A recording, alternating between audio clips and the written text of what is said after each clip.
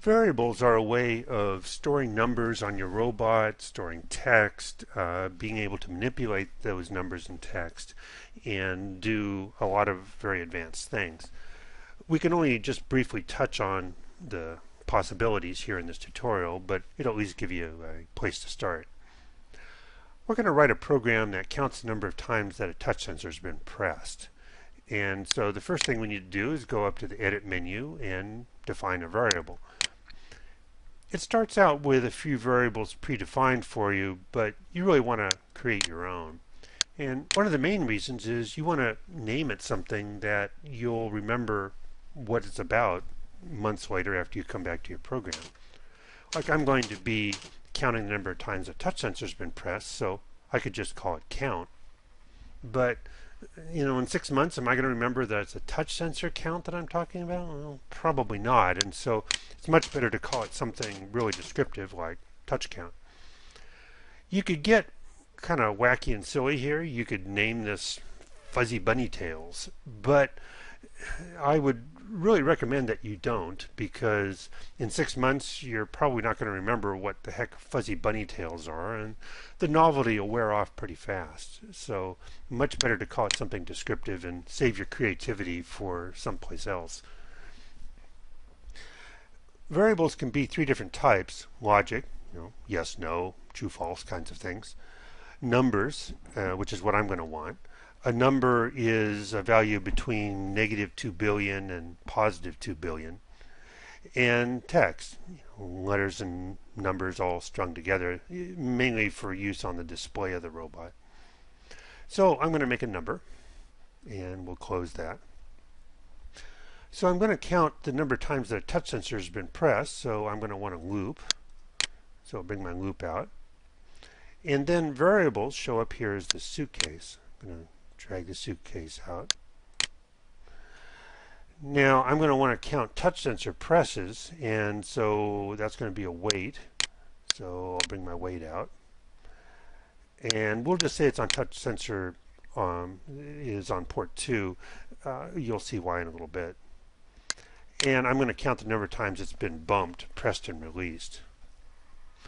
So after the touch sensor has been pressed and released, it's going to go here and do something with a variable. It's going to want to be the touch count variable that we defined. And you can either read or you can write to it. I'm going to read from it. Now I want to add 1 to it because I'm counting the number of times the touch sensor has been pressed. So we'll go to the math block. Now math blocks can do, basic math. And so I'm going to add something to it. It starts out just having 2 constants that I enter here, but I'm more interested in getting the value from my variable. So I'm going to click over there on that terminal and wire that into my math block. Now you'll notice that the A term is grayed out. And it's grayed out because it's already getting its value from someplace else. It's getting it from the variable. And my B term I could get from someplace else too, but in my case I just want to add 1. So now this terminal is going to have the result of that high-end math that we just did, which is adding 1 to something. So it's adding 1 to the variable, and now it's going to present that result here. Well, the first thing I want to do is put that back into the variable, because I want to have that variable increment start out at 0 and go 1, 2, 3, 4, 5 every time the thing's been pressed.